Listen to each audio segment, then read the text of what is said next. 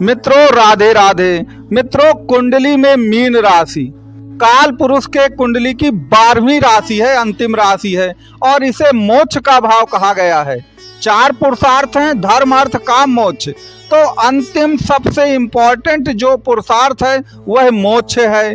और सन की 7.5 में चंद्र राशि से 12वां भाव पर ही जब शनि आते हैं तभी आपकी सन की 7.5 चलती है। तो 12वीं राशि कहे कि हुई मोक्ष की। इस समय शनि आपके कहाँ पे चल रहे हैं? 7.5 में 12वें भाव पर ही। तो मोक्ष से मोक्ष का मिलन हुआ है। याद रखिए, मोक्ष से मोक्ष मिल गया है और यह एक अद्वितीय घटना है। इसीलिए मैं कह रहा हूं कि आपका जो विजय अभियान है वो रहेगा। और मीन राशि जैसी कोई दूसरी राशि नहीं है। लेकिन आपको इस दुनिया का रूल मित्रों मालूम है कि इतने सर्वोच्च शिखर पर पहुंचने के लिए कुछ ना कुछ तो करना ही पड़ता है।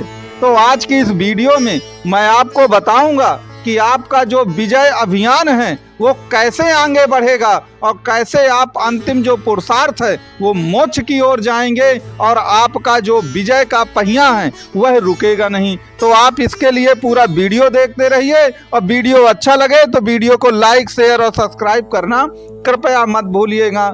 मित्रों हमको ये मालूम है कि इस समय अगर हम देखें आपकी कुंडली को तो आपकी सन की 7.5 चल रही है। और अगर आपकी ये मीन राशि है तो शनि कुंभ राशि में आ गए हैं, चंद्र राशि से 12वें भाव पर। अब यहाँ पर याद रखिएगा कि शनि कुंभ राशि में है और काल पुरुष की कुंडली की 11वें भाव की राशि होती है कुंभ राशि। और 11वां भाव कहे का है?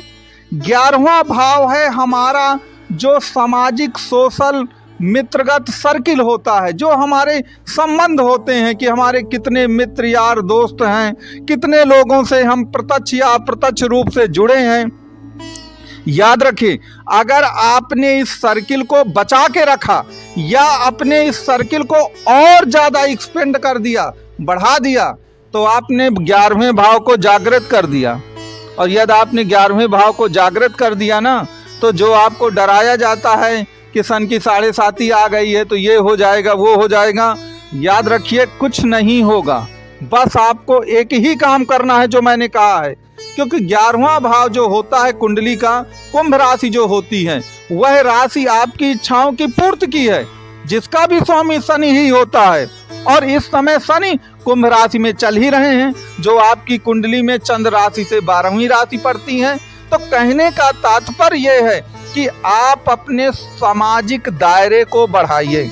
आज के युग में सामाजिक दायरे को अगर आपको बढ़ाना है तो आपको मालूम ही है कि आप सोशल नेटवर्किंग के द्वारा भी अपने सामाजिक दायरे को बढ़ा सकते हैं। कभी ये दायरा हमेशा प्रत्यक्ष रूप से बढ़ाया जाता था, लेकिन आज आप कुल मिलाकर के इंटरनेट का सहारा लेकर के भी इसको बढ़ा सकते हैं। और यदि आपने अपनी सामाजिक रीच को, पहुंच को बढ़ा दिया तो मैं फिर कहता हूं कि आपका विजय अभियान रुकने वाला नहीं है। और मीन राशि जैसी राशि याद रखिए कि इसके समान कोई दूसरी राशि भी नहीं होगी। ये बात आपको याद रखना है। और यहाँ पर मैं एक चीज आपको और स्पष्ट कर दूं। देखिए कुंडली में अगर आपको ये है कि शनि, आपको लगता है कि अब मेरे शनि उसमें आ गए हैं, कुंभ राशि में तो मेरी सन की 7.5 चलने लगी, नहीं। आप ये देखिए कि आपकी कुंडली में शनि किसके नक्षत्र में है। आप समझिएगा कि शनि किस नक्षत्र में है आपकी जन्म कुंडली में।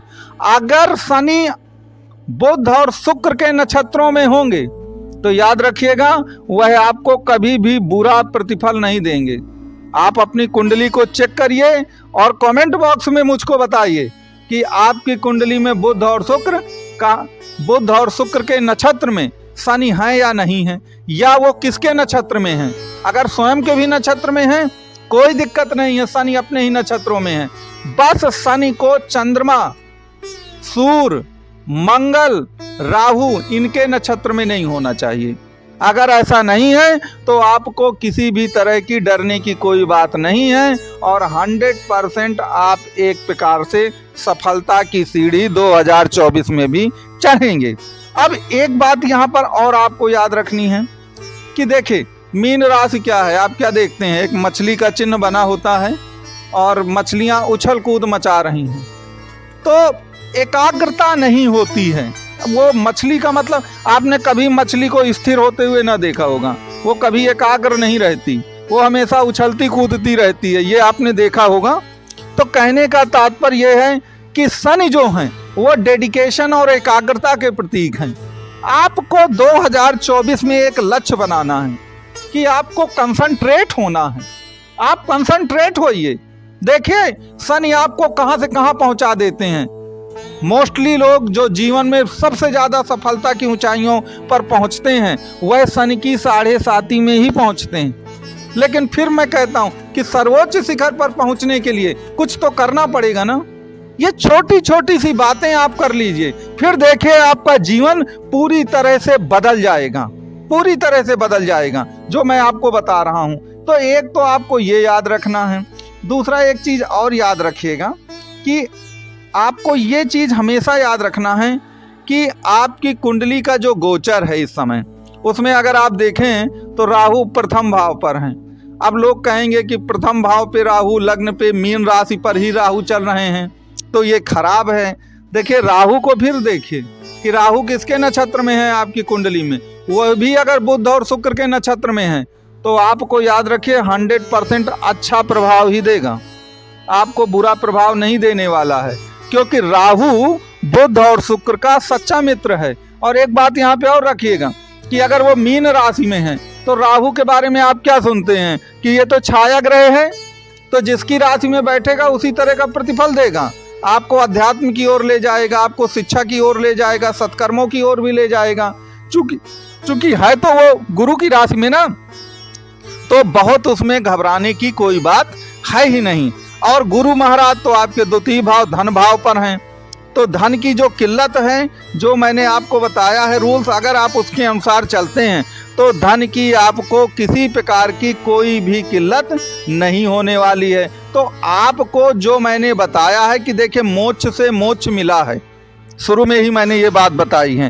तो कहने का तात्पर्य ये है कि आप मन की एकाग्रता को बनाए रखिए, डेडिकेशन करिए, हार्ड वर्क करिए, और इधर उधर की जो बातें हैं, नॉइज है, उसको एक प्रकार से हटा दीजिए। और यह देखिए कि आपकी कुंडली में शनि या जो राहु हैं वह किसके नक्षत्र में हैं। अगर वह बुध और शुक्र के नक्षत्र में हैं तो आपको किसी भी प्रकार की कोई दिक्कत नहीं होनी चाहिए।